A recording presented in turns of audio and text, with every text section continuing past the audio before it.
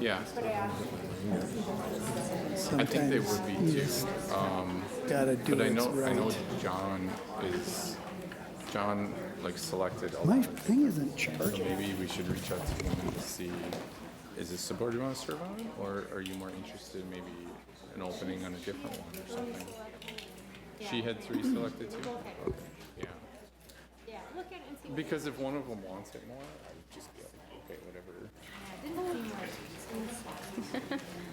Tia's here. Right, it's probably not. She used to work for the city. Okay.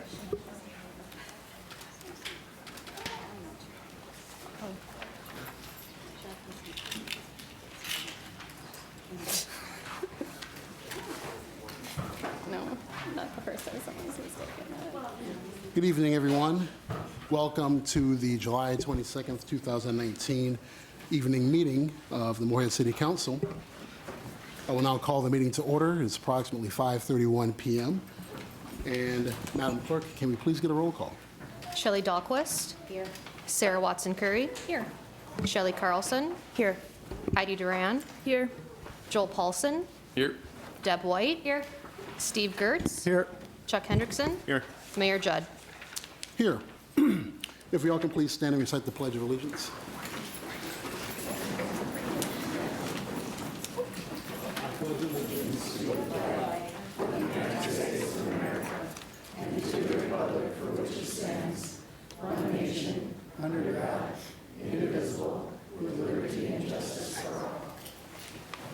Thank you, everyone. And now I will inquire as to whether or not there are any amendments to tonight's agenda. Mr. Mayor, there is not. Okay. Then we will move on to the consent agenda. And before I go on to the consent agenda, my apologies to everyone in advance. I need to give my reminder here. So I know that we have a lot of individuals that are here to speak tonight on the resolution, but I should give my reminder that for anyone that is here that wishes to be heard on items that are not on the agenda, please fill out the request to speak forms that are located out in the atrium, because that will be coming up, obviously, in a few minutes here with our agenda. So for anyone that wishes to be heard on items that are not on the agenda, please fill out one of these forms, and Madam Clerk will take it and pass it over to me. And then just fill it out, even for items on the agenda. Excuse me? And if it's on the agenda too, like, Well, for these items here, well, correct. For those, Councilmember White was asking me, so for those people who wish to be heard on the resolution, correct. You can fill out one of these forms also that are located still out in the atrium. I will advise, and I kind of want to set some ground rules for that upcoming discussion. I'm noticing, and I'm not sure, is there anyone here that's going to be heard that has not filled out one of these forms? Okay, the reason why I'm asking is this. I know that Commissioner Keeler, Yes. because you're on the Human Rights Commission, obviously. Yes. And so, thank you. So, because Commissioner Keeler, I'm assuming you're going to be presenting this evening? Yes. Okay, so here's what I want to set for ground rules for that, is that Commissioner Keeler will obviously speak to introduce the item to be under consideration for council. What I will say is this, I know that we have a lot of forms here, a lot of citizens that want to be heard, and I will do my best to accommodate that. However, I want to be clear, normally how we function with the request to be heard, each individual is allowed 3 minutes to be heard on that. Because I know this is a very important resolution, I'm willing to be somewhat flexible, only for the sake of time, but I also want to be clear too, if we have individuals who are speaking that are pretty much reiterating what other people are saying, I just want to be upfront in advance. Please don't be offended if I kind of limit your conversation, only because I know this is a very important and passionate item for a lot of people, but just to be sure that we're on the same time frame, I have to be sure to keep the meeting going. So I just want to be clear that if we're reciting the same thing again, I may shorten you up a little bit just so we can move on, if that's okay. So I just want to put that out there so no one thinks I'm being rude or insensitive. It's just for the sake of time, just so we're all clear, okay? Then we'll move on to agenda item number 4, consent agenda. Are there any items that are being taken off consent for this evening? No, there is not, Mr. Mayor. So is there a motion to approve the consent agenda? So moved. Second. Motion made by Councilmember White, seconded by Councilmember Watson Curry. All in favor, please signify by saying aye. Aye. All opposed, same sign. Motion carries. Then we move on to item number 5 on the agenda, which is recognitions, presentations, which is 5A, Transit News Service Expansion 2017-2019 Performance Report. Thank you. I'm Lori Van Beek, and I'm the transit manager for the city of Moorhead. Back in 2017, we got a 2-year pilot program grant for adding service to the city of Moorhead that met the state of Minnesota's gap. And their gap were services that weren't frequent enough, didn't run enough area of the city, didn't run late enough in the evening, didn't run on weekends. And so we applied for and received a 2-year grant. That grant ended June 30th of 19, and so there's a real brief report that I'd like to show you on the success of that report. Okay, Michelle, how do I work this thing? Okay, got it, thank you. So background, as I told you, was a 100% grant, so the state of Minnesota paid fully for the cost. These services are continuing through 2019. We did fund the last 6 months of 19 with the city council's budget. And what we did with that 2-year grant was we expanded night service in South Moorhead. We had just one route that did all of the night service, and what we did was take our core 4 routes that served during the day and put those on at night as well, so that we would have service until 11:15 at night, maintaining the consistency between the day routes and the night routes in South Moorhead. We also increased frequencies on Saturdays. There was a bus every 60 minutes, and now there's a bus every 30 minutes. And we added paratransit service for people with disabilities on Sundays for Moorhead and Dilworth residents. On the map you see on the screen, the pink line is the route that did exist before the new service expansion. So it kind of hit the highlights and went somewhat through the campuses. And then those are routes, the other routes are routes 1, 2, 3, and 5 that covered the rest of South Moorhead and southeastern Moorhead and a little bit into North Moorhead. So the geographic coverage was extended as far as 40th Avenue South. And as you can see, there's a lot closer buses for walking distances at night. So people didn't have to walk 6 blocks to a mile to get to a bus stop. There's bus stops much more frequently. And the good point is that from the bus service on Route 8 to the new services, ridership went up 161% at night. So this was very, very successful program that we implemented for night service. In year 1, the core routes averaged 3,508 rides a month. So that was versus 1,421 rides a month. So as I said, it was quite a big jump. The night buses also were having a hard time covering all that distance, and were running late. And so our on-time performance also improved from 81% to 91%. So 91% of the trips are now on time at night, which is a good improvement. And year 2, the ridership continued to increase, and we saw another 11% increase in year 2 of the program. Just so people don't think we forgot North Moorhead, you know, the new service expansion was in South Moorhead, but in March of 17, we also improved North Moorhead. That was before this grant kicked in, just a few months before that. So we had just one route covering North Moorhead as well. That would be the purple route on the screen. And then we took the day route, which is the orange route, and extended that to 11:15 at night as well. And so we wanted you to know that that was also very successful and saw saw a great increase, 20%, as much, as 20%, and still maintaining a 15% increase in North Moorhead's routes at night. Saturday service, again, a bus every 60 minutes. That meant that when the buses got to a transfer hub, they didn't always transfer right. You didn't always catch the bus you wanted, and you had a layover of up to 30 minutes. So the 30-minute frequency made everything meet at the transfer hubs, and you could make your transfers and continue on your trip to where you needed to go in Moorhead. We saw an increase on rides per hour per bus.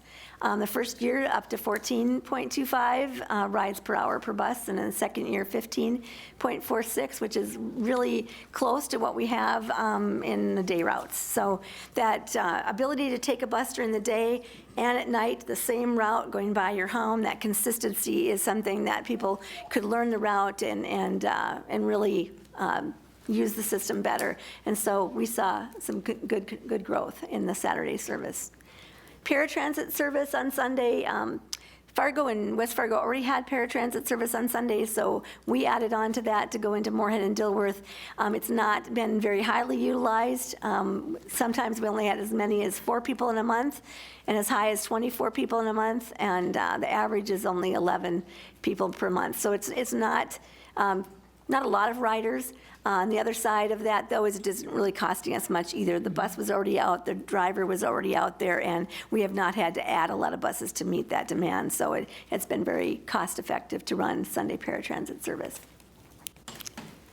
So overall growth on the core routes, 1, 2, 3, and 5.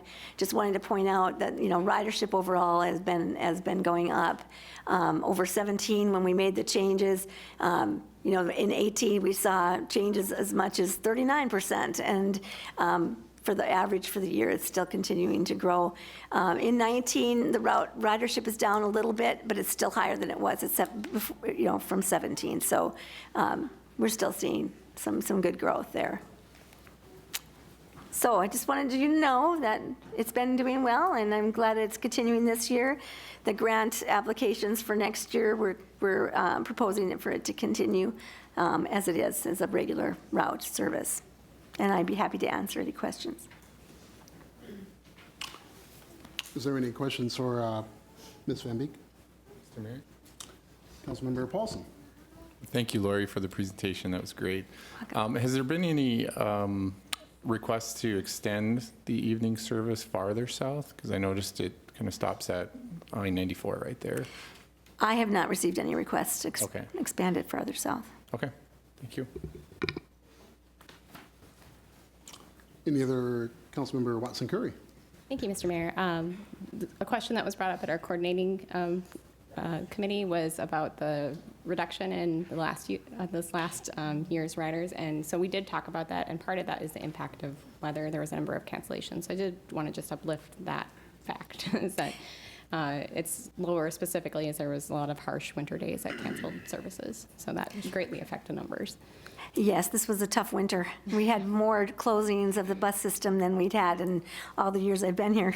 So it was a tough winter. And so, yeah, that did affect the ridership, and hopefully we'll regain some of those people back on the system as we continue. Thank you. Any other questions? All right, seeing none, thank you very much Thank for you. your report.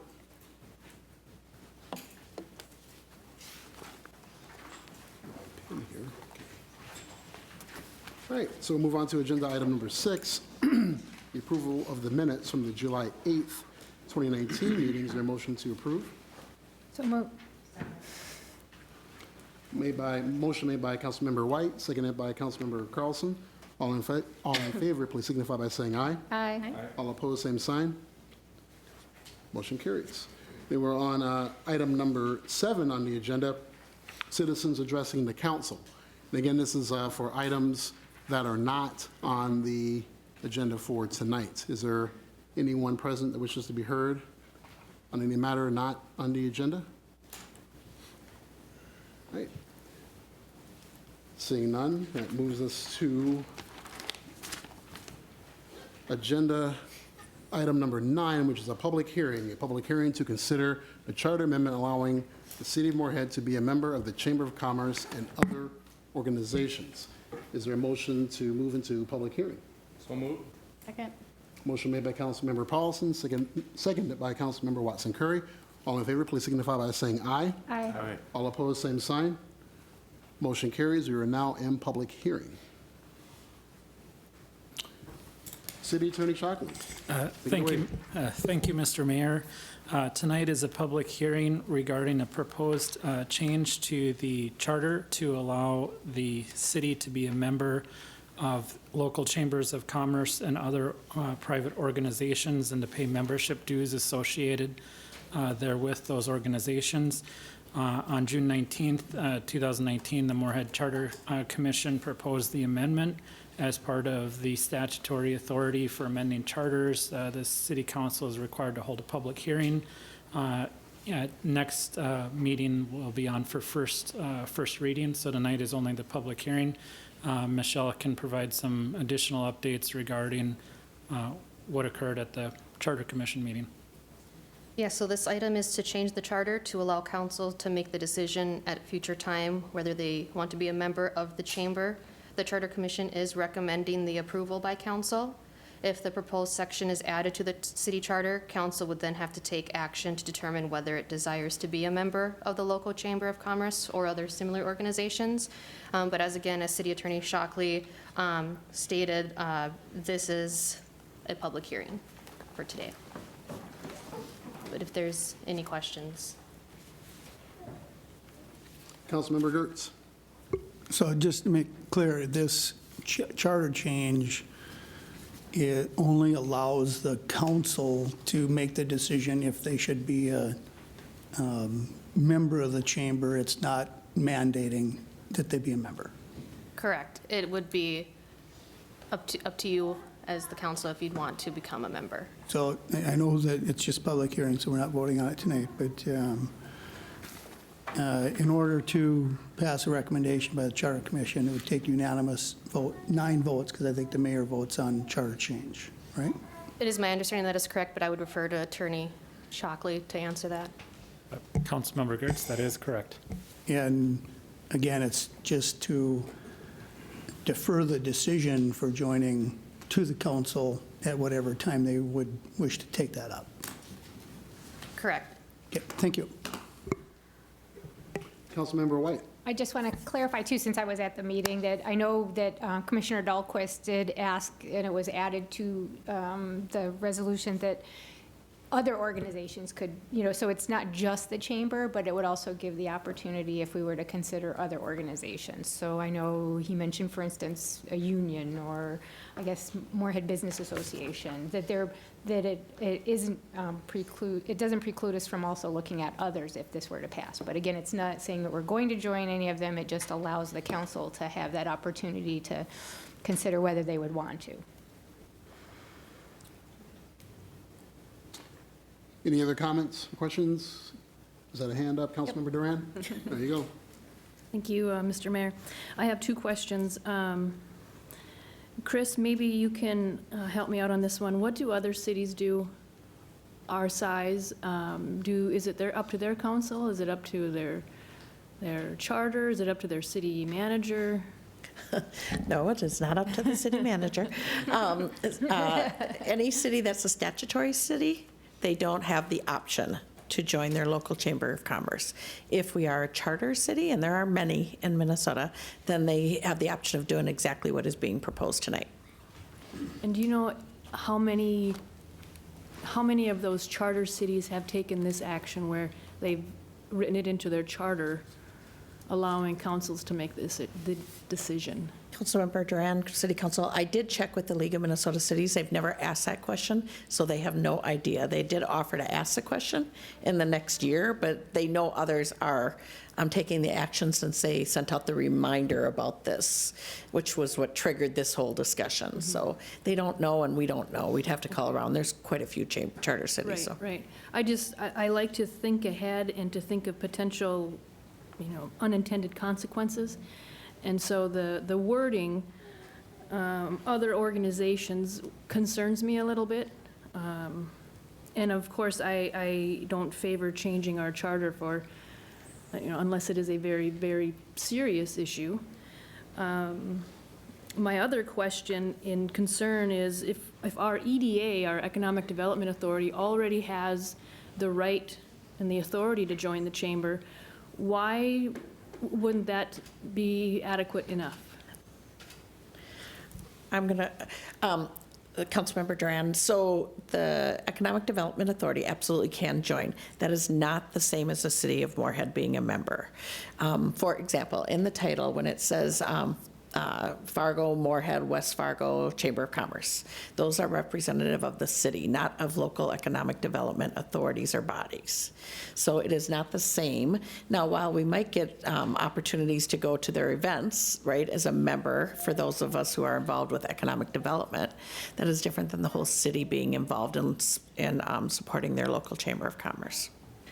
Okay. The reason I ask that is because I'm concerned about the dues, how much the dues are, and if we're double, you know, if we have MPS who's paying dues, EDA that's paying dues, and now the city that's paying dues, and we all are getting the same service, are we spending wisely?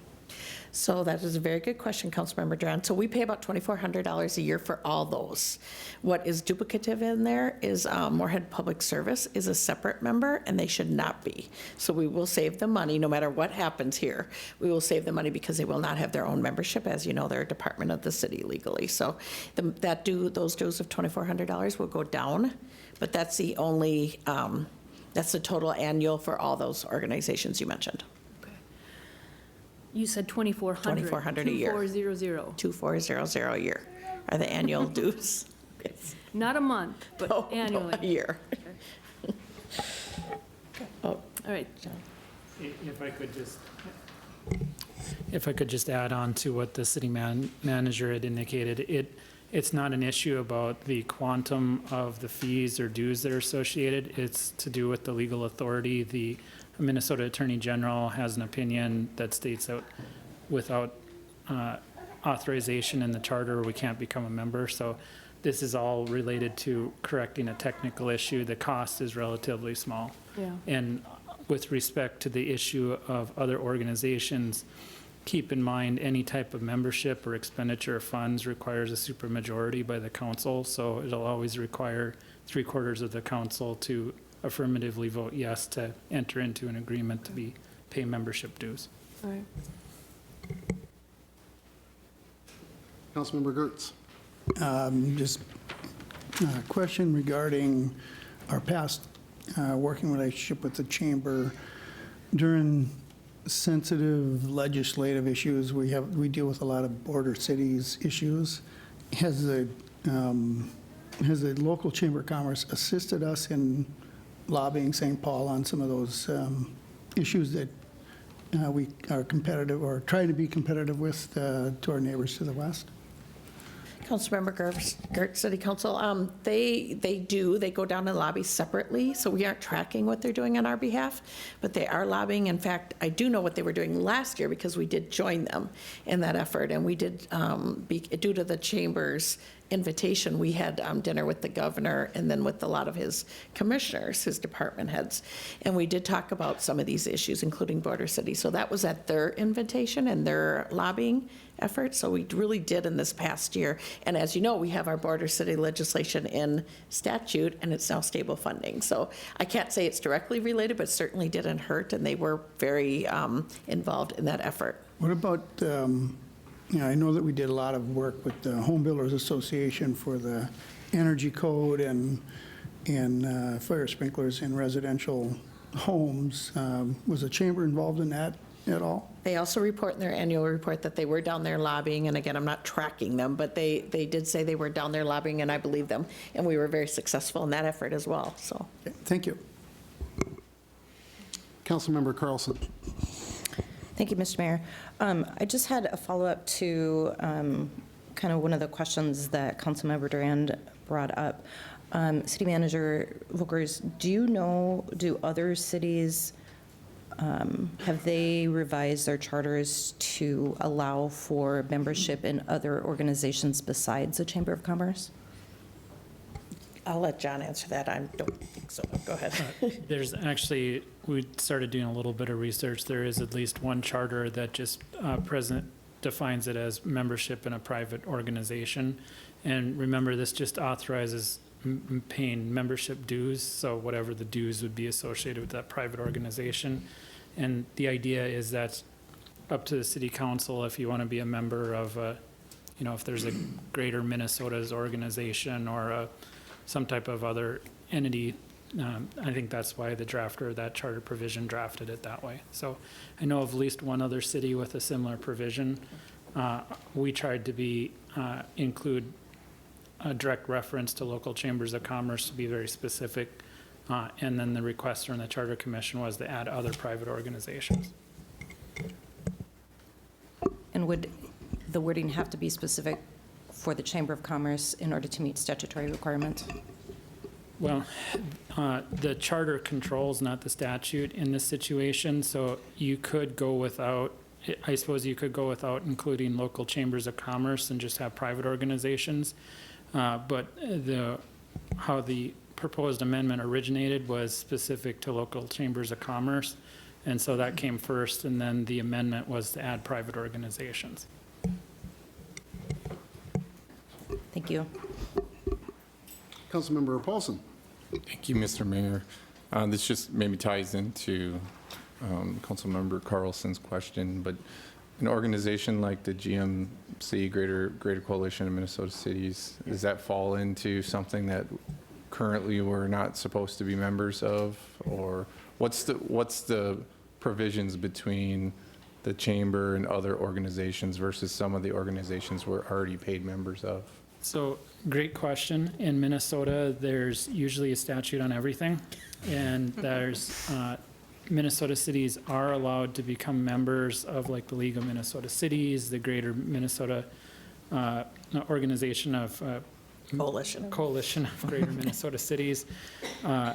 There was no specific statutory authorization for local chambers of commerce, which hence caused the Attorney General to issue the opinion, which the state auditor has from time to time picked up on also.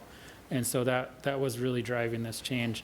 There are certain organizations that cities can donate money to, like food shelves, that there's statutory authorization for.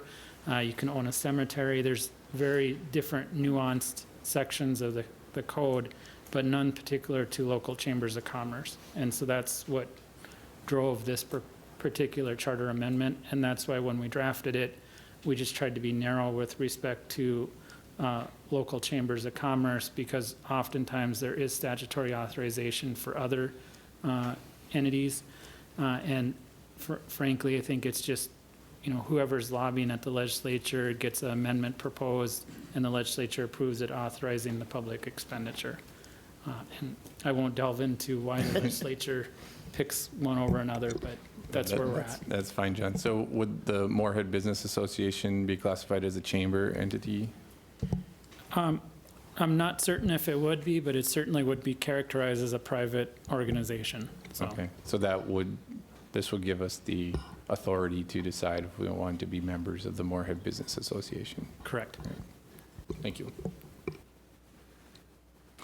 And if I may ask a point of clarification, and I apologize, I didn't ask this earlier, but what is the fee breakdown? Do you have that, Madam City Manager, as far as what the city pays and EDA pays? And I don't, I can tell you though, it's a couple $100 for EDA, it's $600 maybe for MPS, and the rest is ours. okay, It's based on number of employees, basically, within ranges. Oh. So it's like how many people are going to benefit from the membership kind of thing. gotcha. Okay. Thank you for that. Yeah. Any other questions or comments regarding this matter during the public hearing? Councilmember Duran. Thank you, Mr. Mayor. I still am concerned about that phrase, "other organizations." I don't know what we can do with working with the Charter Commission to remove that. I think it's too broad, and just the worrier in me assumes, what if we had a council that was made up completely of one religious group? what would stop that council from being allowed to enter into a private religious group or organization?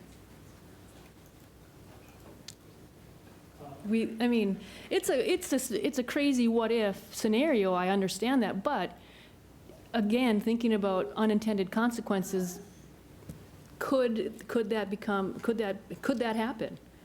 Well, it's a good question. On the religious grounds, probably not, because there's First Amendment issues there. Obviously, there's other private organizations that a city council could vote to become members to. The only option, if we can't really change the substantive language at the council level, if there was a strong desire at the council at the first reading at next month, or at the next meeting, to send it back with your proposed change to the Charter Commission, recommending striking this language and go back to the Charter Commission, and maybe the Charter Commission can make a clarifying language to it, and then it come back for first reading. But tonight's just the public hearing portion of it, so something to think about for the next first reading. Okay. Any other questions or comments regarding this public hearing matter? Councilmember White. I'll just mention, so again, I can't speak for the commissioner who added it, but I think that he was looking at that, narrowing it to one particular group that may, in some cases, have a particular position or ideological perspective. He preferred to broaden it a bit, and that was why he recommended that they add it. And again, it was still saying that it would have to come to a council, and I understand, I guess if we had a completely lopsided council, but if I would rather err on the ability to be a bit more expansive, giving a little more leeway to the council than to say we would only allow them to consider a Chamber of Commerce. Does that bring up any questions or comments from anyone else? Okay, Councilmember Hendrickson. Thank you, Mr. Mayor. I tend to agree with Councilmember Durand. Who knows what kind of organizations pop up where the council could, if we had one mindset on the council and they join these organizations that are outliers, that kind of worries me too. So I'd like that removed too. And I wonder if the charter could do it. But yeah, that concerns me quite a bit. And just for the purpose, and thank you everyone for your comments. I'll defer to either Madam City Manager, City Attorney Shockley.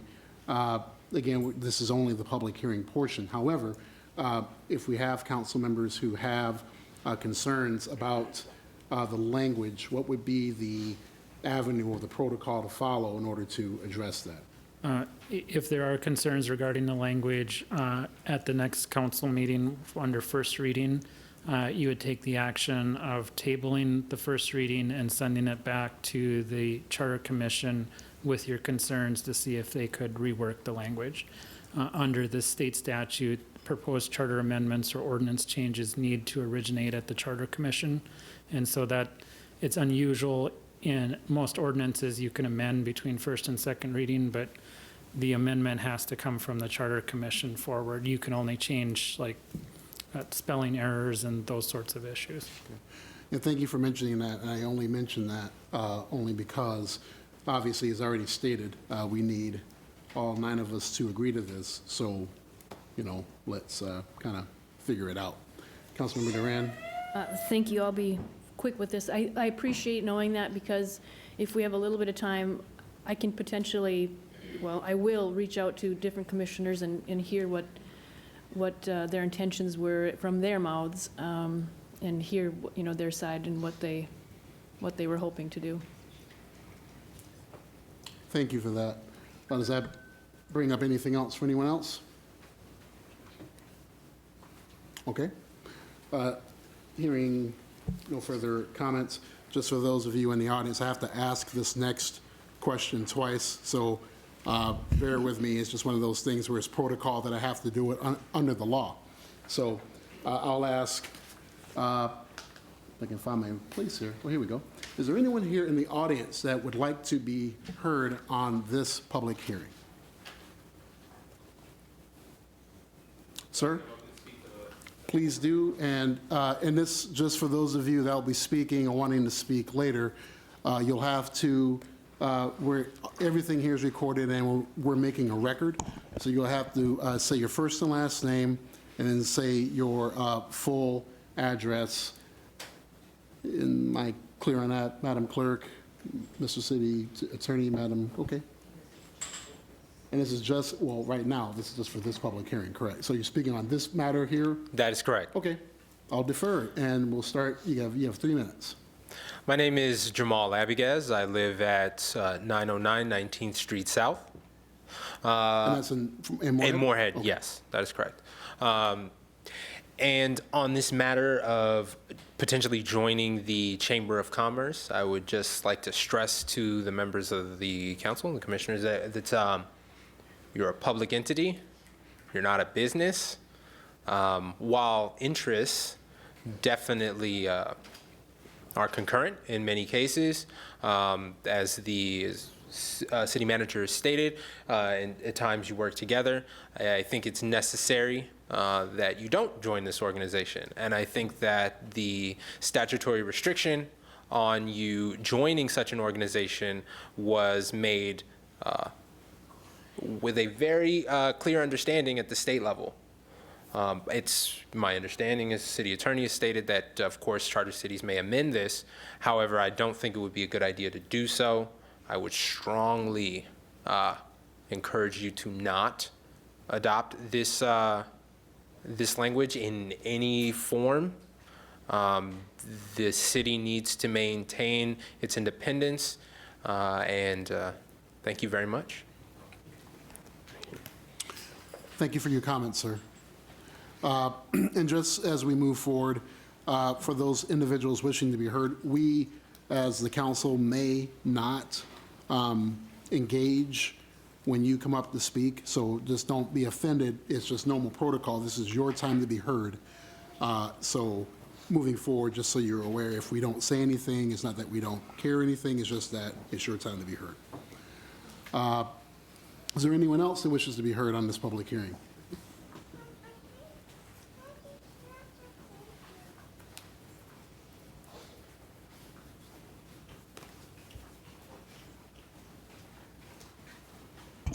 Hi, my name is, short. My name is Nicole Matson. I live at 3234th Avenue North in Moorhead. My apologies for the hat. It's a real bad hair day. I have no opinion on whether the city of Moorhead should join the Chamber of Commerce or not.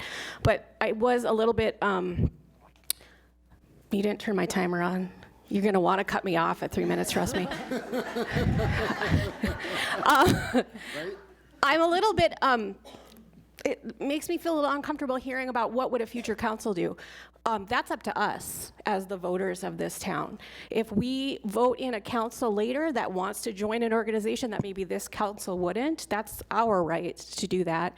And I don't think that's a basis for you all to make that decision about what a future council might do, because we get to decide that. So that's all I had. Thank you. Thank you for your comments. Anyone else that wishes to be heard on this public hearing matter? All right. Seeing and hearing none, is there a motion to take us out of public hearing? So moved. Motion made by Councilmember Watson Curry, seconded by, I believe, Councilmember Dahlquist. All in favor, please signify by saying aye. Aye. All opposed, same sign. Motion carries. We are now out of public hearing. Then that takes us to agenda item number 15, I believe. So I'm sorry? we not, oh, never mind, sorry. Nothing. 15? I thought I had a question. I was wrong. Okay. So agenda item number 15, which is a resolution to designate Indigenous Peoples' Day. And I believe Commissioner Keeler, or is there other members from the Human Rights Commission that will be speaking as well? Willard.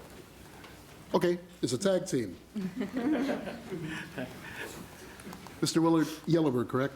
Willard Yellowbird, right? Yeah, Do just you want to make sure. my address and everything, or I zip think we code, know. or phone number? You're commissioner. Oh, okay. I think you're good to go. Yeah, I'm the vice chair of the Human Rights Commission, and my name is Willard Yellowbird, and my colleague here, Heather, is also, she is the one that initiated the proposal, which is great, I think, because in 2015, I was the cultural planner for the city of Fargo, and I helped facilitate the Fargo changing Indigenous, or Columbus Day to Indigenous Peoples' Day. So now I get to be on the other side, helping Moorhead do the same. So I give it to my colleague here, Heather. She can do. Thanks. I get the short thing. Okay, I'm gonna move. I know the feeling. Hi, my name's Heather Keeler. I'm on the Human Rights Commission in Moorhead, and I just want to present, I think you guys all see the resolution in front of you, but I come with a really humbled heart to present this to you guys. I know and I realize that Moorhead already has a day that they recognized as Multicultural Day, and I just want to make it clear that this resolution isn't set forth to change that, simply because I think it's really important in our community to celebrate two different things, and maybe down the road we can look at a date change or something that would be more fitting for the community, but I just want to make sure that this proposal doesn't get confused with the fact that we're trying to change that day to Indigenous Peoples' Day. We're actually trying to add Indigenous Peoples' Day. I also am very aware of the fact that the state of Minnesota, along with Moorhead, don't federally recognize Columbus Day. It's rather interesting because I started this venture about 2.5 years ago because I work in the school district, and I think it's extremely important for our history to be heard. I also think it's really important for our next generations to be to have an opportunity to look up to something. When I grew up, I didn't see or hear a lot of my culture shared within the education system. I didn't also see it within the community. And so I think that, did my timer start? You don't have to be on a timer. You're not on a timer. Let's make it You're clear. commissioner. You are a commissioner. This is your floor. There is no timer for commissioners that put in the hard work to get to this point. Okay, I'm already nervous, and then that added an extra level of it. Humor always works when you're nervous. It's all good. Okay, so I didn't see myself or hear the history represented, and so I think that it's really important. I know that Fargo recognizes this day, and just as an example, for the youth, we've had to bus our kids over across the bridge to participate in their Indigenous Peoples' Day. I think it's really important as Moorhead that we celebrate this and we honor our ancestors, and we create this opportunity to create an educational foundation for our next generations. So with that, I invited community members for a couple reasons, and I think that I need to share this with you. One, I don't know how many of us have ever sat in a commission meeting or a city council meeting, and I think in order for us to have representatives up there one day, they need to see and understand this process. But also, this is something that's really important to us. We don't get a whole lot of wins. I don't know if you guys are aware of the fact that our suicide rates are extremely high. We also deal with a large amount of murdered and missing Indigenous women. And so if there's something that we can celebrate and be really proud of, I want our community to be a part of that. So we're not here as a us against you guys. We're really just here to celebrate all together and be a part of this day. So with that, I'll send it back to you if you guys have any questions. I do know that there's one piece that I want to clarify too, is that in documentation you'll see that the state of Minnesota, some places will say that it recognizes Indigenous Peoples' Day, but we have the proclamation from the state that actually just made one day Indigenous Peoples' Day. It wasn't a henceforth or moving forward day. So as of right now, the state of Minnesota doesn't continuously recognize it. And we're also not doing this to overturn Columbus Day, again, because it's not a holiday that we celebrate. And this would be something that, it's a national movement to be recognized on the second Monday of each October, whereas Columbus Day is a rotating day and it's just celebrated on that day. So that's the presentation. That's why you won't see that anywhere in the resolution. Do you have any questions, or are we going to go through the, the list of yellow sheets that you have? Well, I always ask first, because you are a commissioner, and again, you put this together along with your commission. So we usually defer to, so protocol is, normally the council gets to ask any questions or make comments regarding to the presentation that you put forth. So then I'll open up to the council if there are any questions or comments they wish to ask Commissioner Keeler regarding this. Councilmember Dahlquist. Thank you, Mayor. I am so happy to see so many people here. If we had this every time, it's amazing. And I thank you for organizing and bringing people here to celebrate. Thank you.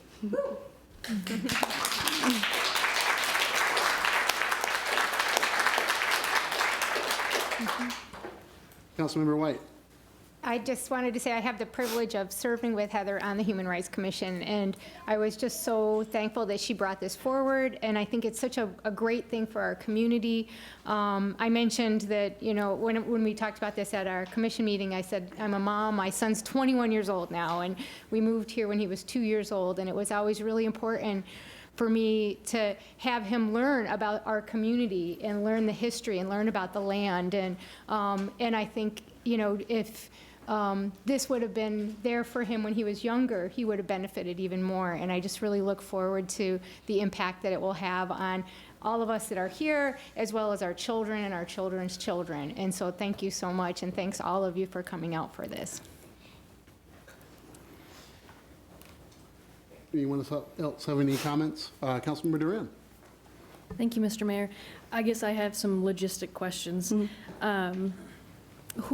You mentioned about having to send kids on buses to participate in Fargo's Indigenous Peoples Day. And I assume they have events and different things that they do on that day. I don't happen to know what they do, but how do you see, or who do you see planning and carrying out the event planning for Indigenous Peoples Day in Moorhead? That's a really good question, and I think that the idea is that it grows, that it's an opportunity for everybody to participate. I know as my role as a Native American liaison within the school district, we would love this opportunity to create a youth event during the day for our kids, but also possibly professional development throughout the whole community. Because I think that there's a lot of things just with cultural inclusion that needs to happen, and this would maybe be a foundation for us to do that on that day. I think the Human Rights Commission could also do events. We could host a powwow in our own community for the whole community to come and participate in. I think the opportunities are endless, and I think that if the day is there, it just sets the foundation for everybody to gravitate to that. I know that we have some business owners here too. If maybe they see something within their own business that they feel like they would want to do, I don't know. That's a big question, and I would hope that a lot of people would buy into a larger celebration so that we don't have to just limit it to the 56 kids that we can fit on a school bus to take over to participate, that we could do something, within our whole community. Exactly. That's what I would hope for too. Have you planned on, or have you attended any school board meetings with the intention of maybe getting them to buy in as well? We have. This is actually where it started. So we started by asking if we could add Indigenous Peoples Day onto the school calendar. And that's when it was kind of sent back to us that says, well, we can't until the city recognizes it.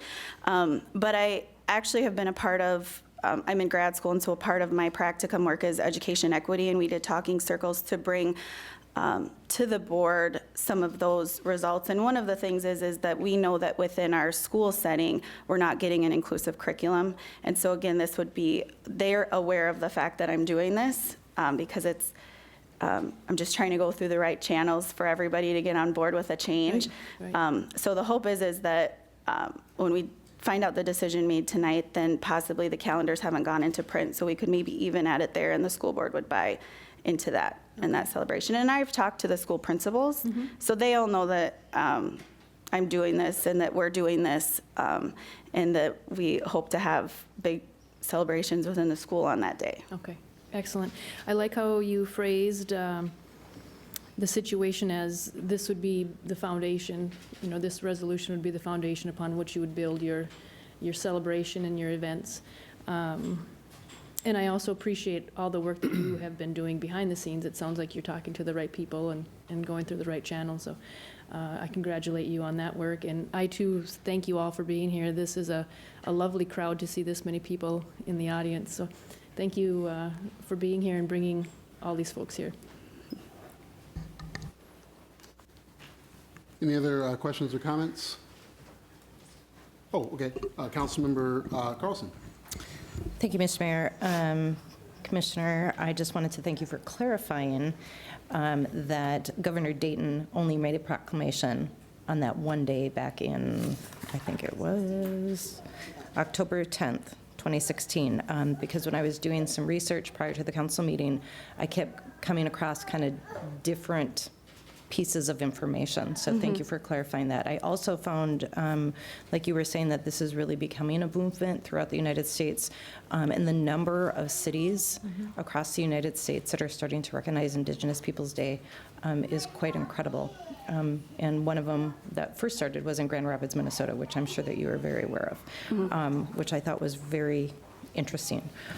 So I just thank you for doing that work, and thank you for having people come and participate in our council meeting, because that's one of the things that we learned at our last conference that we went to, that it's really important for the citizens to participate, come, see how it works.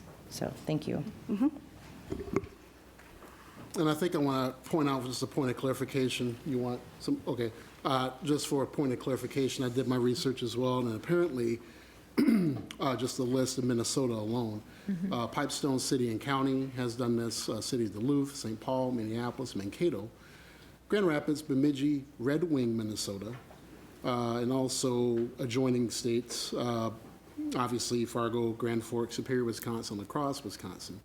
And it should also be noted, when I worked as a multicultural affairs director here at Concordia College, I know Concordia has been a big sponsor of the Woodlands High Plains powwow, which I believe has been now 30 years. This year will be 31. This year will be 31. So, I'll reserve any other comments for later, but I'm going to pass it over to Councilmember Paulson. Just a point of clarification. It's not just Concordia. Well, I know, MSU too, and NDSU.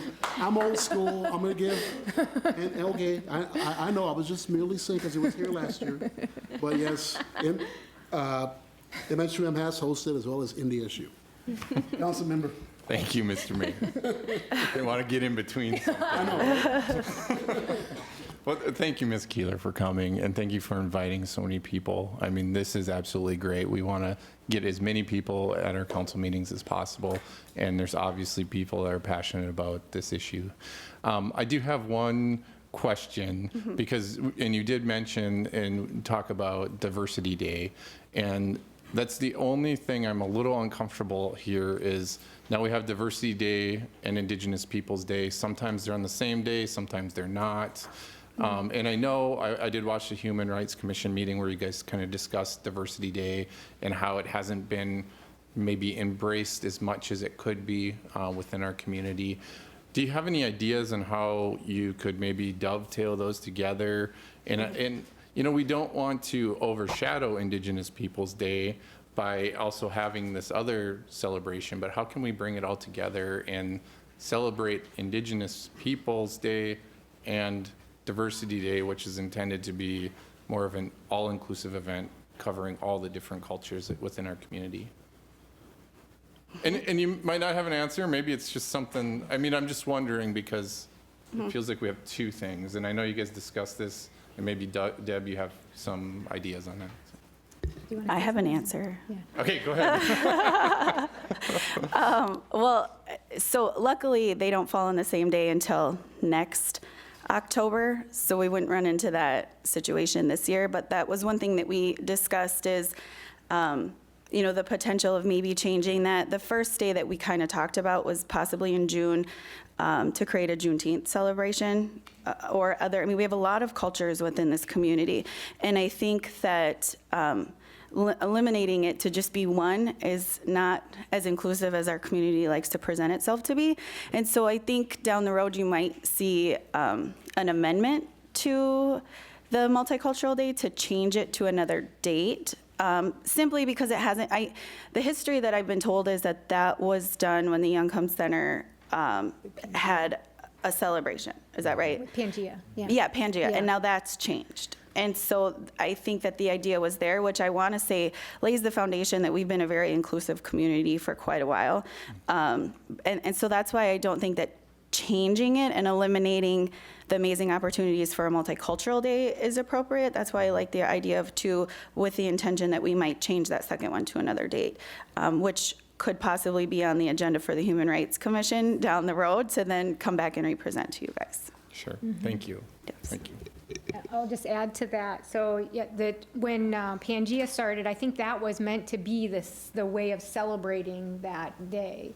But Pangea is now no, it's on. Oh, sorry. It's okay. Pangea is now organized by Cultural Diversity Resources, but we host it still here in Moorhead. And the date for that event has been moved, but the date for the celebration didn't move with it. And so then I kind of got lost in the shuffle, I believe. So I think it could be reconnecting those two, as you said, maybe changing the date, but somehow that discussion hadn't happened. So it was good. This actually allowed us to sort of look at that, and now we can have a discussion about what to do with that particular day to make sure that it isn't just in the books, but not really being honored. So perhaps we could match the resolution to state that whatever date is set for the actual celebration is Diversity Day or something along those lines. That previous resolution, not this resolution. Yeah, Right. we could perhaps look back at that and make sure that it is tied with that celebration, so. Any other comments? And then I'll move over to the public, or we can always come back if we have any final comments. Councilmember Gertz. Yeah, one of your statements, you said that having it on the same day as Cultural Diversity Day limits its inclusiveness. Could you explain what you mean on that, by that? Because I think that would eliminate one of the days for the opportunity to celebrate cultures. So I think that if we merge them together, it eliminates the opportunity to celebrate all the beautiful cultures that we have in our community, where this is more of a movement for the second Monday in October because it's a national movement to honor and celebrate Indigenous Peoples Day.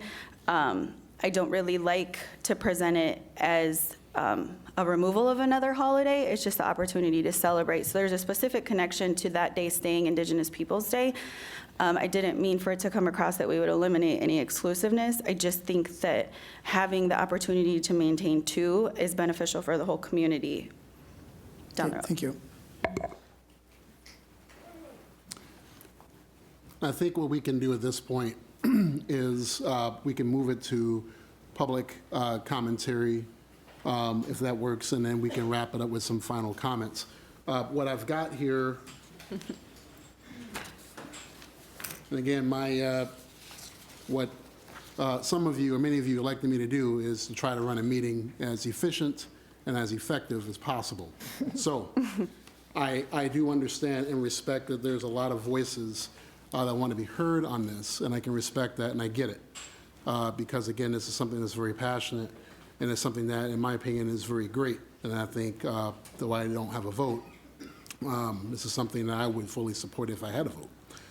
But I need to also just, again, and not being rude, is to make sure that we move the meeting on effectively and efficiently. So what I'll do is I've got a number of folks here that are from the region that are here. What I'm going to do, and I think, again, I have to do this, is to defer to those that are residents in Moorhead first. And then, depending how that goes, we can see how other individuals who wish to speak can be heard, if that works better. But I want to make sure that Moorhead folks get a chance to speak. So that being said, what I'll do is I'll start calling people up. And then I think, again, we've all heard Commissioner Keeler's comments on this, and they've been great. And I think we've heard the feedback with council. So you're going to have to probably, I'll be the bad guy, if you will, if we're going to have a conversation, let's make sure that it's something that you're adding to the discussion rather than repeating what has been stated. So with that being said, we'll call to the podium Mr. DJ Smith.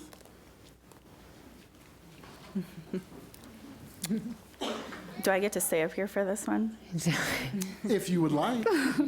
You're the commissioner. You kind of run this thing. So, Mr. Smith, are you under the age of 18? Yeah. Then I will not have you say your address Okay. on the record, just because you're a minor, so no disrespect. People just don't need to know where you live, okay? So, Mr. Smith, you have the mic. Hello, my name is DJ Smith, and I'm 13. I'm an enrolled member of the Yankton Sioux tribe. Going into 8th grade, and I go to school at Horizon East. So I believe that Indigenous Peoples Day should be celebrated as a holiday in Moorhead because I feel like people deserve to know the truth about like the land and the history of this land that was here and my ancestors that were here, and that it's noticed in schools so people can learn about the history of Indigenous people more. Thank you for your time. Well, thank you for speaking.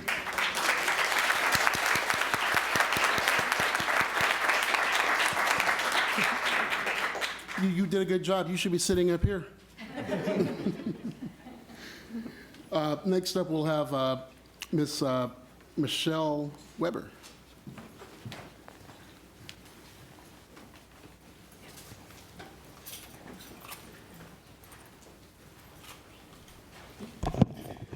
Also known as Pastor Michelle.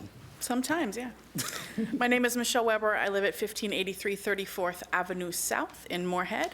And I came here to say that as somebody whose great-grandfather came to this area in 1910 from Norway, my family owes a great debt to the people who lived with the land that we call Moorhead before European immigrants were here. We have lived on this land because of things that people believed that were racist and bigoted and Eurocentric, and we came here as immigrants, and we inherited this. And this is an opportunity to symbolically turn the tables on that, to not make retribution, which I think we could at some point, that would be something I would support, but to symbolically say that we acknowledge this debt that we have inherited, and we acknowledge the broken systems that created that debt, and that we want to seek ways to live together in community with this land and with the people that cared for it for so many millennia before we got here. Thank you for sharing.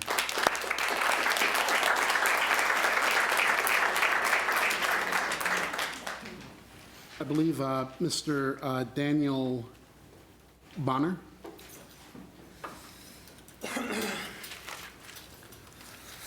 This is super high. My name is Daniel Bonner, and I live at 1402 14th Street North, Moorhead.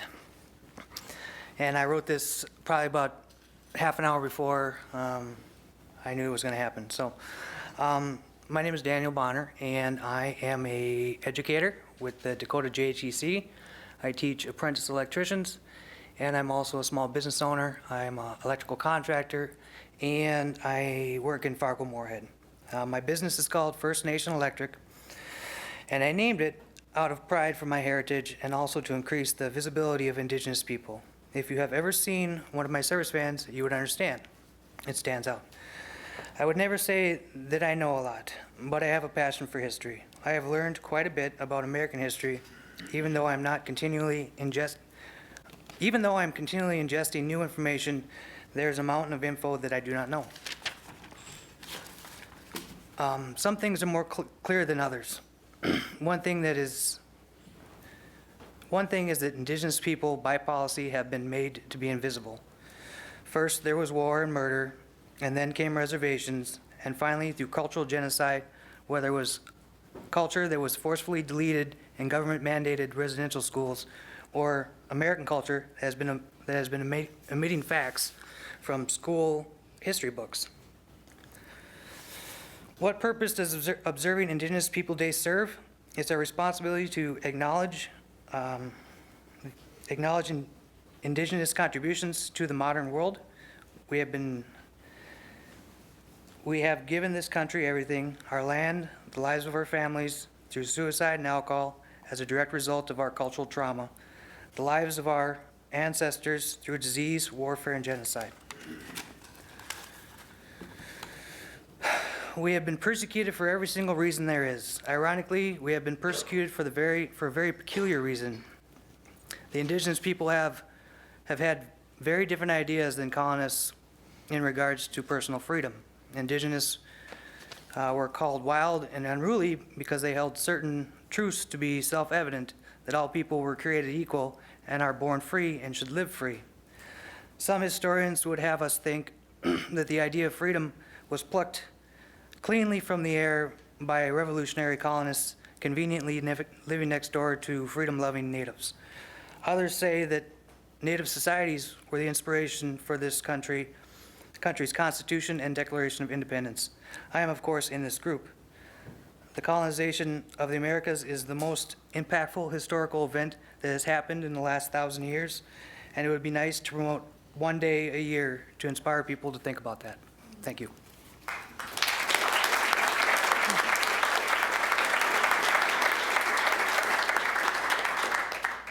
Thank you for your comments. Ms. Kara Glow. And please, you know the routine. Hi, my name is Kara Glow, and I live at 615 4th Street South. I also serve on the Moorhead School Board, and I am the school board liaison to the Native American Education Parent Committee. As a person in this particular role, I have talked to several parents from that committee who would really love to see the school in general move in a more inclusive manner, but we've specifically talked about the calendar. Heather and Dolores came to me to discuss the possibility of putting Indigenous Peoples Day on the calendar, and as she mentioned before, our superintendent contacted MSBA, and basically the advice that we were handed down was, since there is a federal holiday and the state doesn't weigh in on the holiday, that the school should defer to the federal holiday. So we could put both things on there, but we would have to leave the one unless there was some more local decision-making.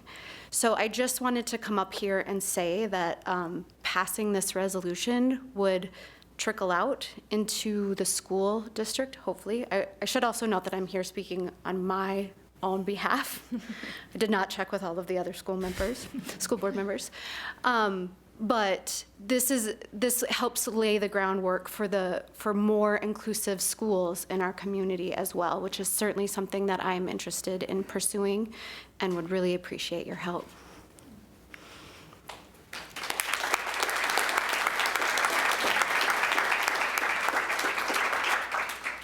Thank you for sharing. Ms. or Mr. Whitney Fear? Miss. Hi, I don't live in Moorhead, so my Whitney Fear, my address is 202 Cedar Circle in Glendon. Like I said, I don't live in Moorhead, but I have been a nurse in this community now for almost 10 years. I'll be providing behavioral health services as a nurse practitioner in this community for years to come, I hope. So I'm a member of the Oglala Sioux tribe. I'm a guest here as much as any other immigrant because this is not my ancestral homelands. Those are in the Teton Mountains. But why I think this is important is for what's kind of been said is that it's necessary for us to feel included in the community, because it's not quite enough to just say, let's not celebrate Columbus Day anymore, because that's really just being, to be totally brutally honest, apathetic about making a real change. Making a real change is saying, that's correct, he's not a good guy to celebrate, but you know what we should celebrate is that there were people living here for millions of years before any European explorer came here. and that was important, it was valid, and it's the correct facts. For me, those are facts that my children are going to learn whether or not this passes tonight. Whether or not they have to defend it to your children and grandchildren on a regular basis is kind of the change happening here, right? That they don't have to defend that they didn't walk across the Bering Strait or anything like that, which is that the scientific evidence is there. We were here. We always existed here. Our DNA is unique to this area, which we called the Turtle Island.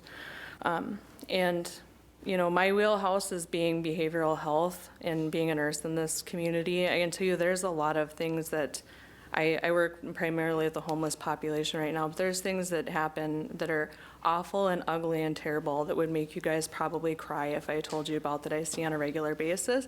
And those are perpetrated against people indiscriminately. But how we can get those things out of our community is by being an inclusive, cohesive community, and that cannot occur whenever a group of people is coming to you and telling you, I don't feel included, I feel like I'm targeted for racism, my kids feel like they are less than, that their true history is less than the collective opinion, which is that the United States was discovered rather than already being inhabited whenever Europeans arrived here. So I'm very thankful to Heather Keeler and other council members that made this possible, and I thank you very much for your time.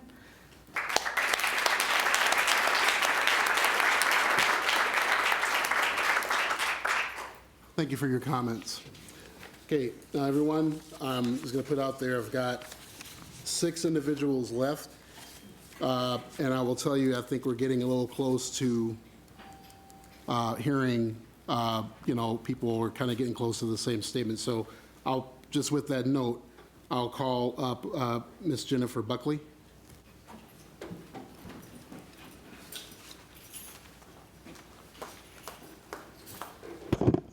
Jennifer Buckley, 1642 American Way, Fargo. I had a whole speech on Christopher Columbus and who he was, but I did not realize that Minnesota, or, you know, could not change the day from Christopher Columbus to Indigenous Peoples Day. So I will go another route, and I'll speak on, I'm on the West Fargo Indian Education Board and the Vice President, and I believe that Moorhead is behind us in the fact that they don't have an Indigenous People Day or anything in regards to that. They could use us as a liaison to help them educate their students, or get a day to help them educate their students. We have funding from the government, we have funding from the Senate.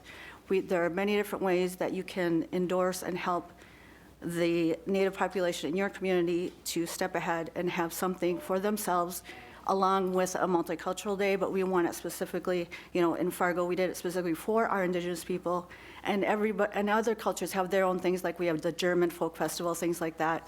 Yumkunst has the Norwegian, Iceland, Finland thing going on. So it's not going to be separate. It's not going to be, you know, better than or anything like that. It's just that it's been a long time waiting, that these people, our people, need something on their own to show respect from Moorhead, from the city of Moorhead, to come up and say, hey, we know you're here, we want to support you, and we're going to do this to help you support yourselves. Thank you.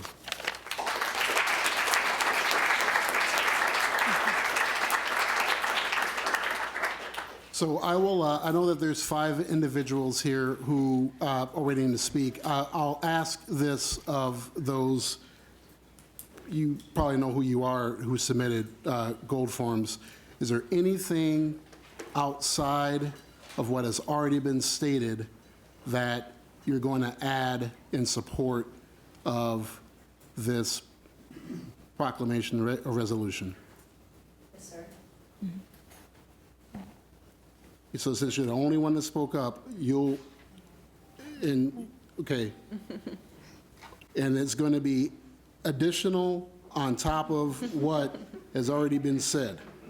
Yes, sir. That's good. All right. What is your name? Chelsea Snyder. You may approach. Again, she reminded me of the 3-minute rule. Well, right, but Yes, that may be shortened if. I will not repeat. Okay.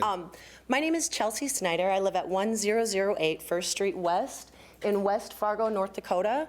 I'm an enrolled member of the 3 affiliated tribes, and I'm a single mother to a beautiful Indigenous young woman who's sitting here with me in the front row. The reason why I'm here to support Indigenous Peoples Day movement, specifically here in Moorhead, is that the FM community is not just Fargo and Moorhead. It is the surrounding communities. And the people you see here sitting with us today, they're from all different types of tribes, but we are standing here as one people. When we talk about planning and what we can do together as the cities, Fargo has been celebrating Indigenous Peoples Day since 2015. This year, prior to the decision, and whether the decision is positive or negative,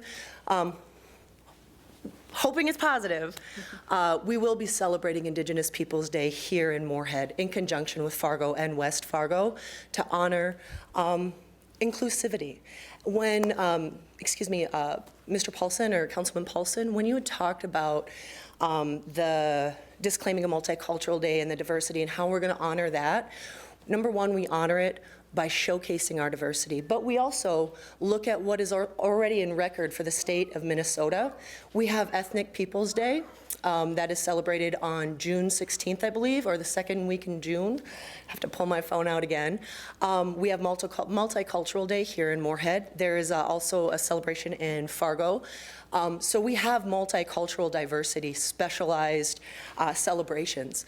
But what we don't have here in the city of Moorhead is Indigenous Peoples Day. And so before I close, since I have a minute left, I'd like to ask everybody here in the room who knows the original tribes that resided on this land. If you do, raise your hand. Right? And that's all right. Okay. Who here believes that it's important to know that? You passing Indigenous Peoples Day here would mean that everybody in this room and all of our students and everybody here in the surrounding areas will come together and learn this together and be together and truly educate one another, both sides. And so I'm really excited. Thank you so much for having me here. And if there's anything that I can help do to plan, to facilitate, to write grants, to do anything that I can to help make sure that this is sustainable, not only past, but honored and sustainable throughout the years and for our children and their children, let me know. I'm here. Oh, and if you'd like a proclamation of the Minnesota and Minneapolis Indigenous Peoples Day, I printed them out for you. So,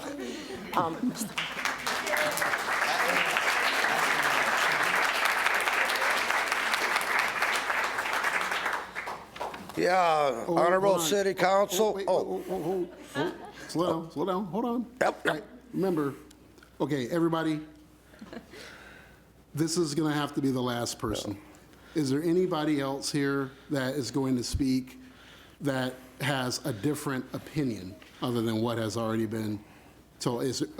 Bottom line is there anyone here who's going to speak out against the resolution?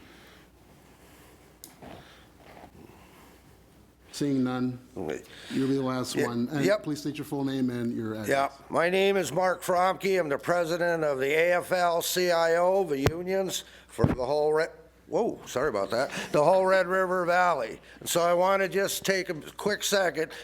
The reason I'm up here now is I want everybody in this community up and down the Red River, we were there in Grand Forks last Monday, to know that the AFL-CIO and the unions that belong to the AFL-CIO that represents thousands of members in this community are supportive of changing the date, having this holiday, Indigenous America Day, Peoples Day. And so anyway, I just wanted to say that so everybody knows that organized labor stands with the people of this community.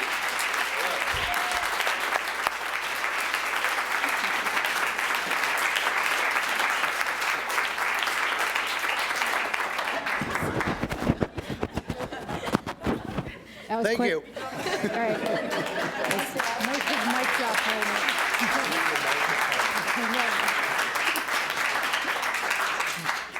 Okay, everyone. Thank you for your comments, and I do apologize for having to move this thing forward. Obviously, it's great to see a great turnout for something that is very important in this community, in this city, for all of our residents. I think what I'll do at this point is there anyone on the council that has any further comments they would like to make or any questions for Commissioner Keeler regarding this resolution? No, I would just like to move to approve the resolution to designate Indigenous Peoples' Day. Second. Motion made by Councilmember White, seconded by Councilmember Watson Curry. No further discussion. We're good to go? Councilmember Gertz.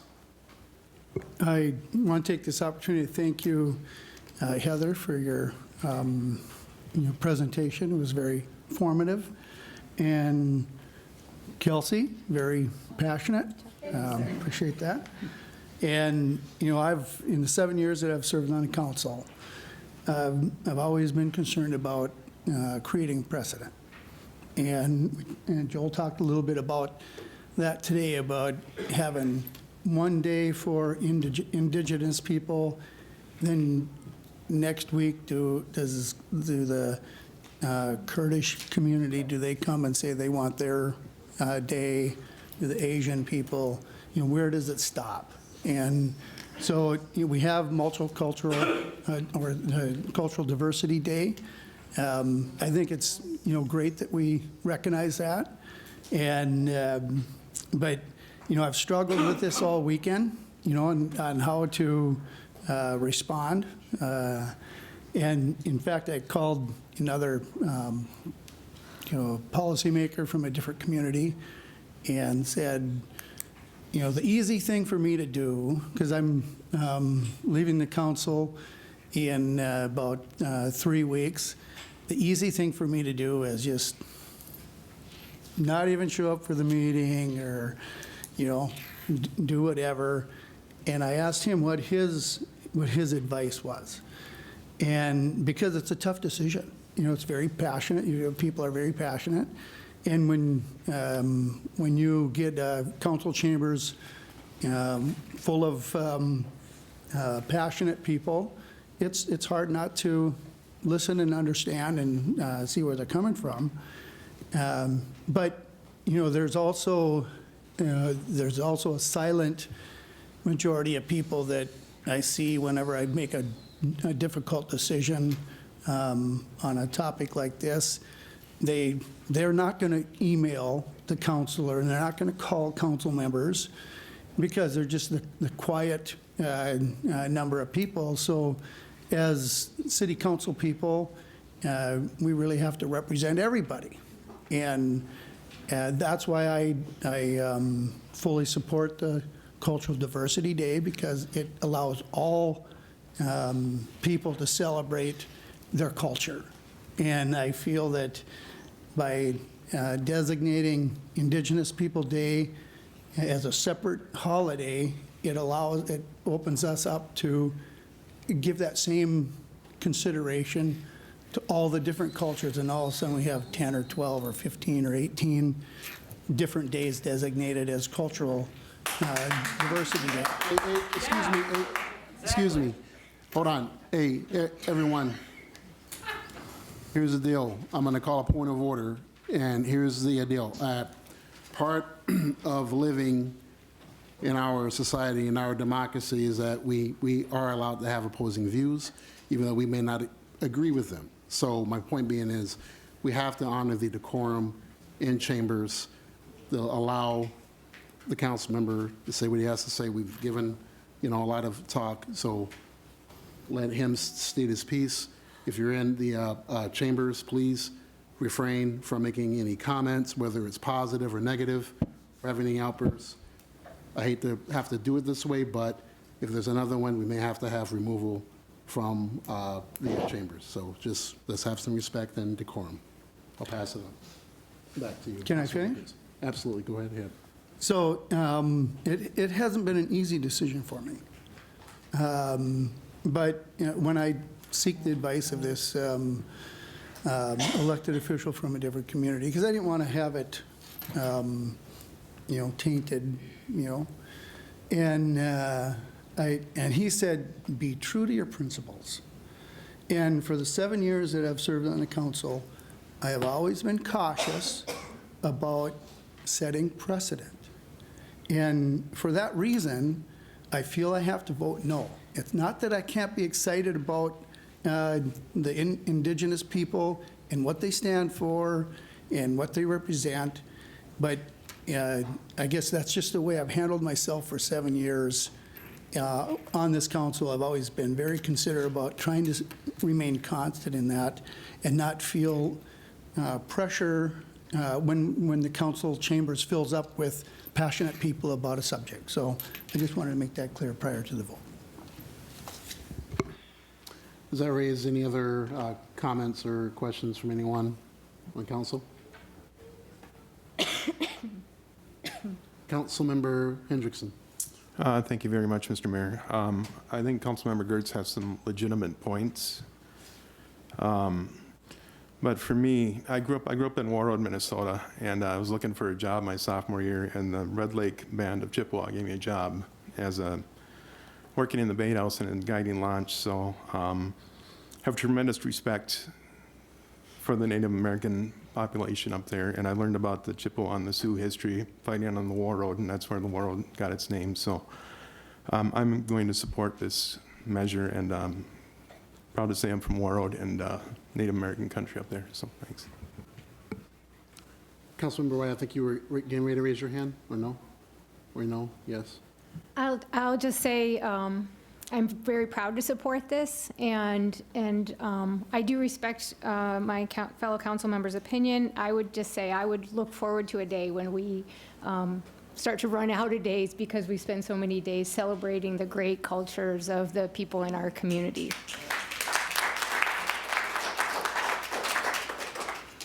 Any other comments or? I guess I'll back clean up. I usually do because I like to give my colleagues a chance to speak their piece on these matters. What I will say briefly is that I've worked before I sat up here as a person who's tried to promote inclusion and diversity in this community for a number of years. And so this is something I think that is very important to our community, and as I stated before, to our residents and to our region. I do appreciate the amount of work that Commissioner Keeler, you, and the Human Rights Commission have put into this. In my opinion, it's been a long time coming. I've done what I could from living up here, moving from North Carolina, to try to learn all my history, and as a history major, I do appreciate the fact that people did speak about that. And it is important to know that there are individuals in this community that have had a history that hasn't been discussed in schools. So I think that this is important to move forward. So I do appreciate the work, and I appreciate you all showing up. And I hope that your passion, not only for this proclamation or for this resolution, also exceeds in other things that you do, and hopefully this will permeate everyone to take it upon themselves to be active in your community to promote diversity and inclusion and equal rights. Councilmember Dahlquist. Thank you, Mayor. And you did hear Councilmember Gertz say that he will be stepping down, and so that position will be open.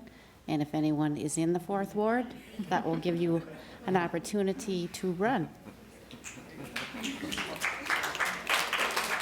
So the motion has been made and seconded. All in favor of the motion, please signify by saying aye. Aye. All opposed, same sign. Motion passes. Thank you.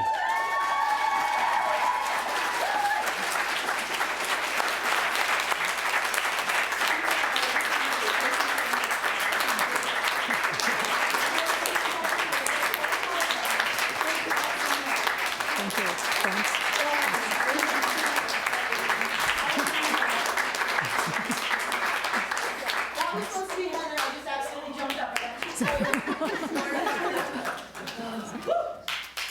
Well, you all are welcome to see us finish up business if you would like.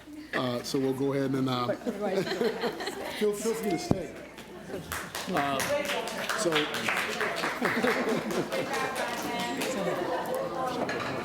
So we'll move on to item number 18 on the agenda, which is a resolution to approve amendment number 5 to the first transit contract for 2019-2020. Give it just a minute. Mr. Mayor, Lori Bandique will be up here to speak to this. Thanks, Lori. Thank you. Thank you so much. Thanks. Just go ahead. Yes. Okay. That's Okay. fine. So the First Transit is the provider. Oh, excuse me. Everyone, while you're, everyone, just if you don't mind, we still have to finish up some business. So if you don't mind exiting quietly so we can finish up the business at hand. So thank you. Thank you. So First Transit is the provider of driver services and management for the MAT bus system in Fargo-Moorhead. And they have a contract with us that ends December 31st of 2019. And in that contract is an option to extend to the year 2020. So that'll be the 5th year of the 5-year contract. And so First Transit, in negotiating that 5th year of the contract, asked us to consider making some changes effective August 1st of 2019 as well. Okay. Not moving.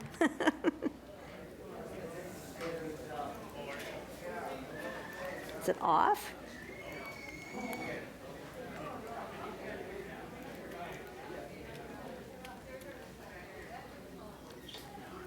Okay. Now it's on. No? That did not help. Well, okay, thanks, Michelle.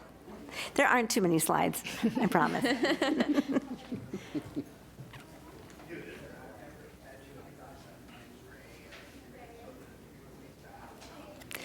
So, they have asked us to increase the wages of the drivers and employees like the road supervisors and dispatchers.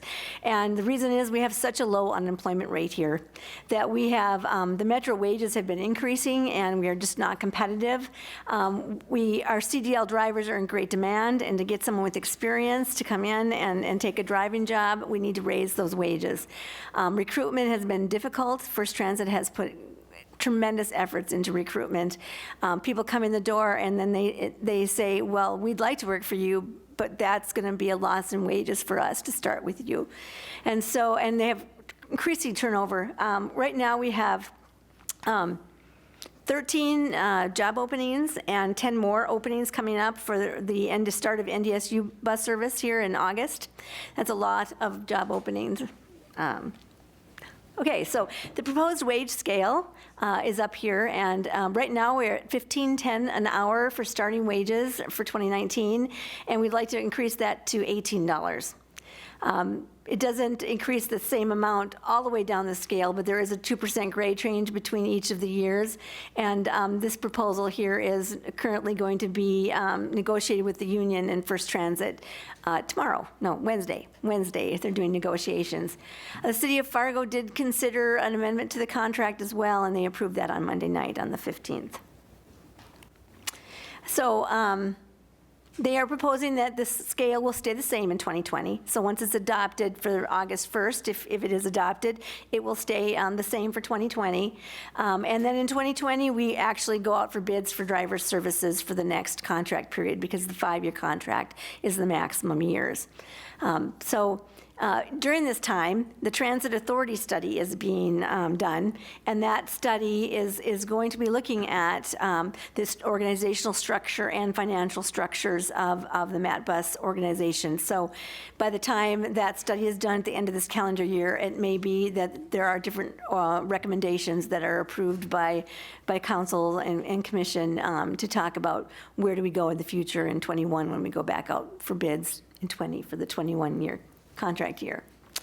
So this is a change in our cost per revenue hour. So the rate that we pay is per hour that the buses are on the street. Currently, the regular MAP bus fixed route gets, we pay them $24.96 an hour to First Transit, and they want that to go up to $29.26 for 2019 and down a little bit to $28.91 in 2020.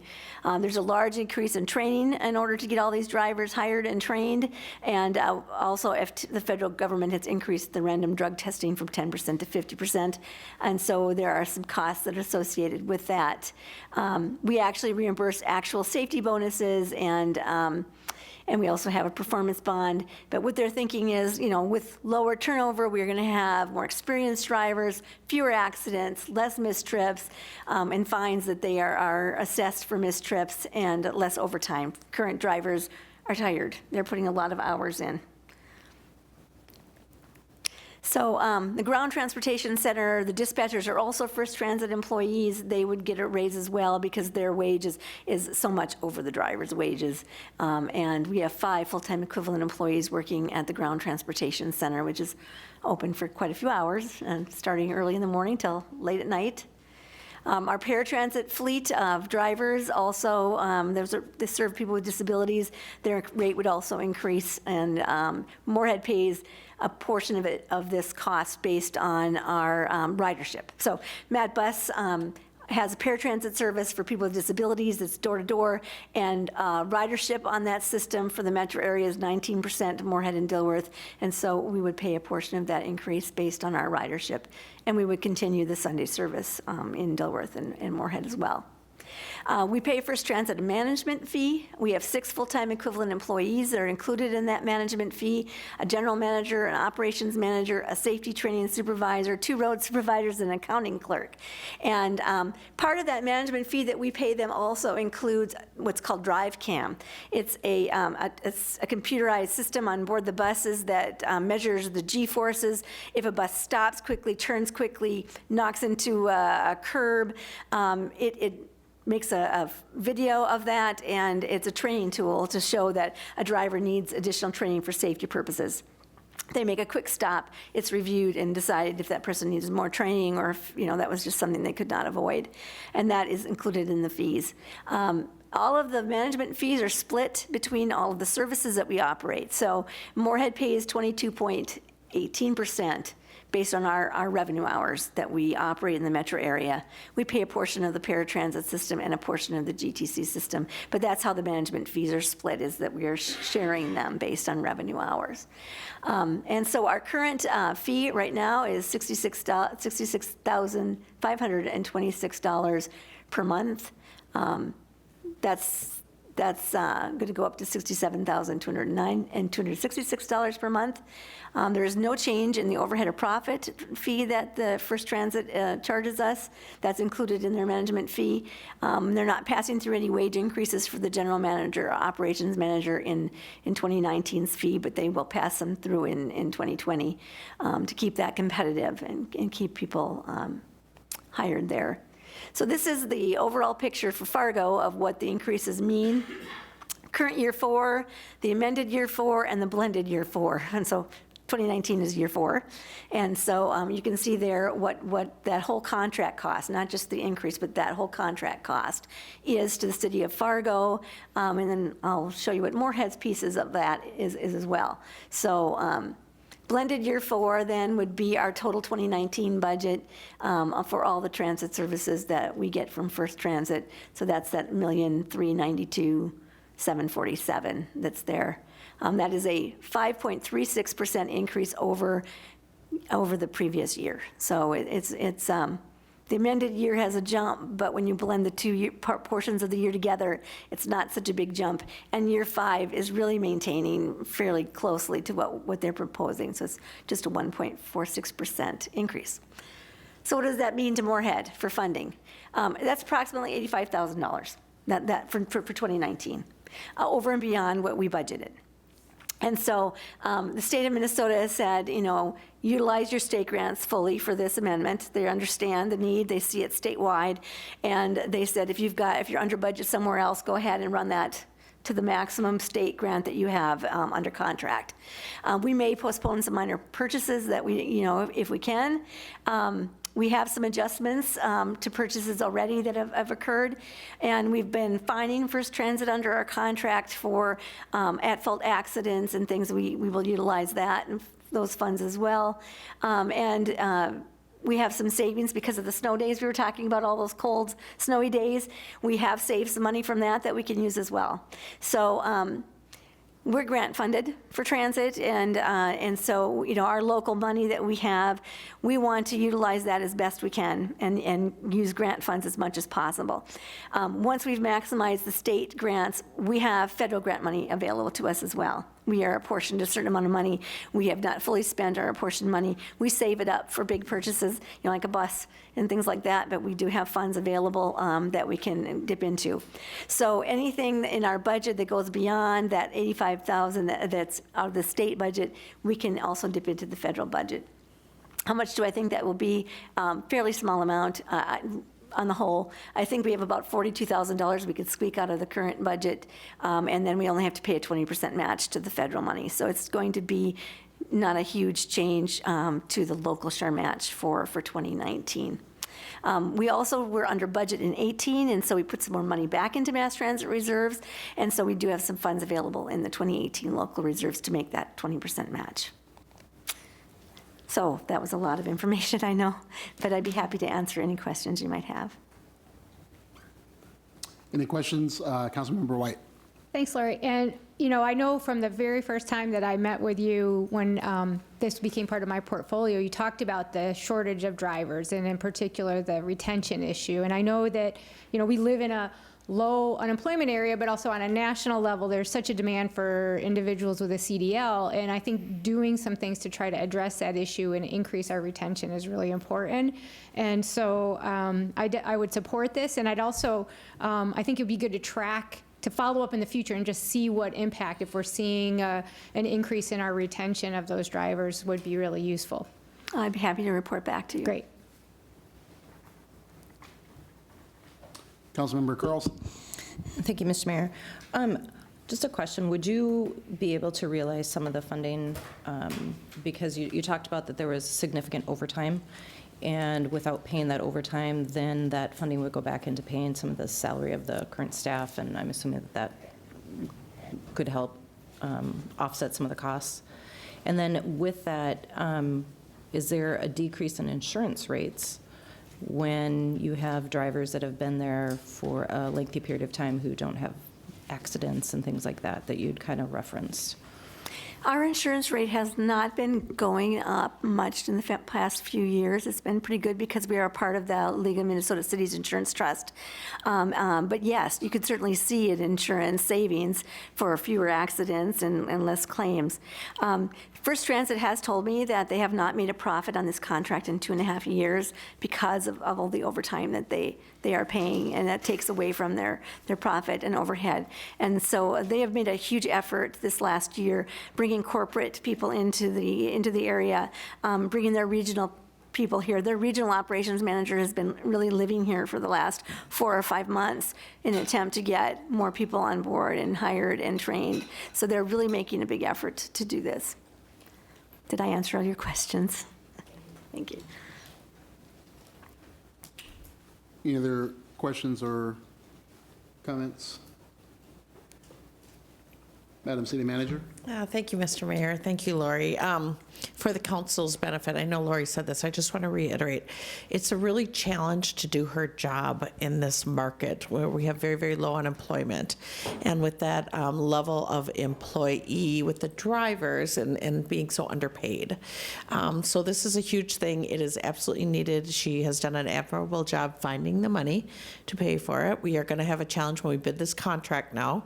So we just need to get through this next year. But Lori has worked very hard to make this happen. I think she deserves some credit for her hard and diligent work on this. So thank you, Lori. Thank you. Councilmember Durand. Thank you, Mr. Mayor. Thank you, Lori. Sounds like this was quite challenging, so I just wanted to extend my appreciation for all of your work on this. I did have a question whether or not the jobs were unionized, but you made that clear that these were union drivers and that they would be negotiating this week. So I appreciate that. And then I would make the motion to approve. if there aren't any other questions. Motion been made by Councilmember Duran, seconded by Councilmember Hendrickson. I'm assuming no further discussion on this matter. All in favor of the motion, please signify by saying aye. Aye. All opposed, same sign. Motion carries. Thank you again for your work. Thank you so much.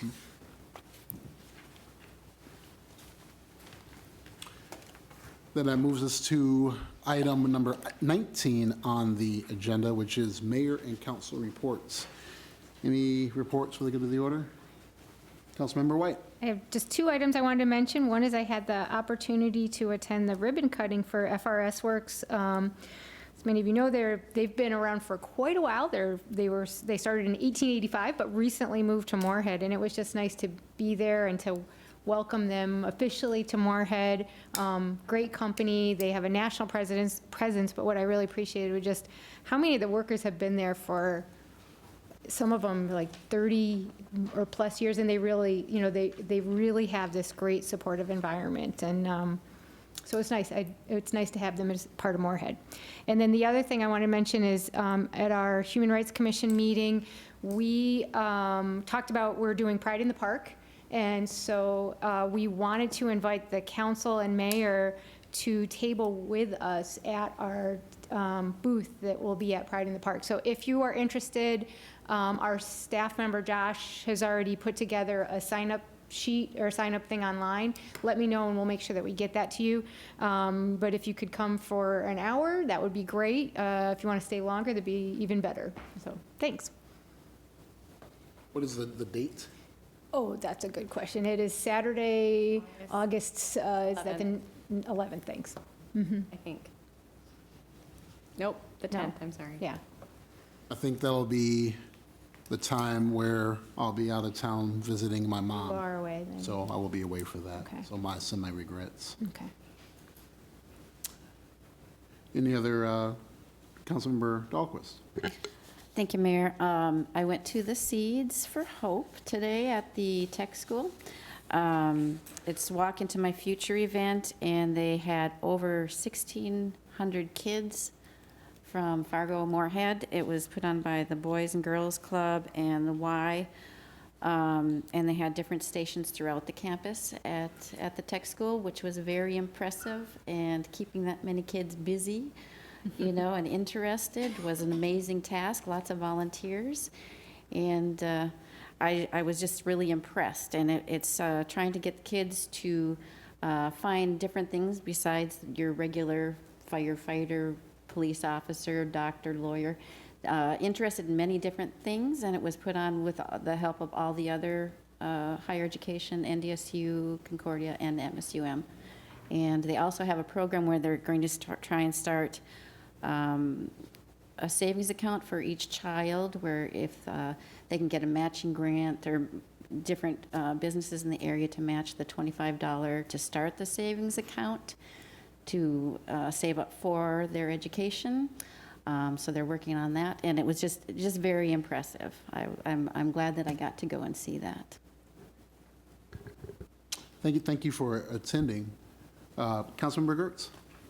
At MetroCog last week, there was a presentation on just doing a study on all the various recreational opportunities that could happen along the diversion channel.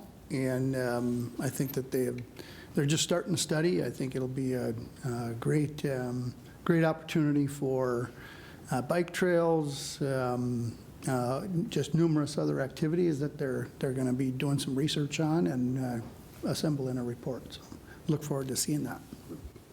Thank you for sharing. Anyone else? I would like to add briefly on July 10th, I want to give a shout out to everyone that could attend. We had our all-city staff picnic on that date, and I want to honestly give a shout out to all of our city staff. I know with the extreme weather conditions we've had regarding lots of snow and now lots of heat and now lots of mosquitoes and lots of everything going on, roads buckling, things of that nature. I know that our city staff has been put to the test. So I want to honestly give show some love and give a shout out to City Manager Volkers, her executive leadership team, and all the staff for the city. I mean, I wish we could do more than just a lunch for you, but you know what? I hope you know that we all appreciate you sitting up here. Also within our community, you know, we ask a lot, and you've always came through and followed through top notch. So I want to just, you know, give a special thank you and a heartfelt thank you for all that our city staff does. So I thank you all for attending. I know that, you know, I didn't grill, but I know Councilmember Gertz was on the grill serving up some burgers over there, and I know I didn't cook. I probably shouldn't. It might be a bad thing, but thank you for all who were able to attend and make that work. So, Chuck was on. Councilmember Hendrickson was on the grill as well. So, unless there's any other reports, I will defer to Madam City Manager Volkers for her report.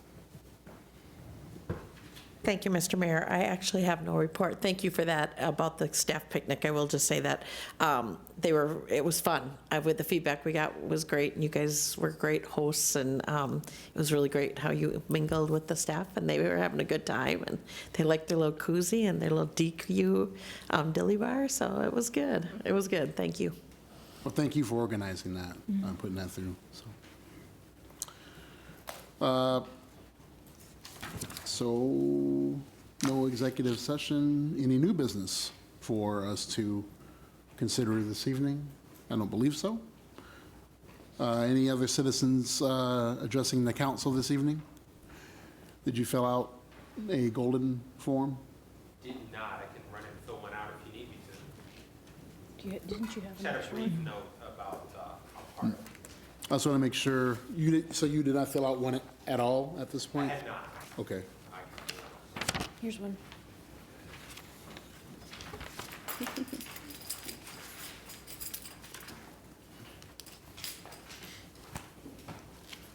he do it after, or does he have to do it before?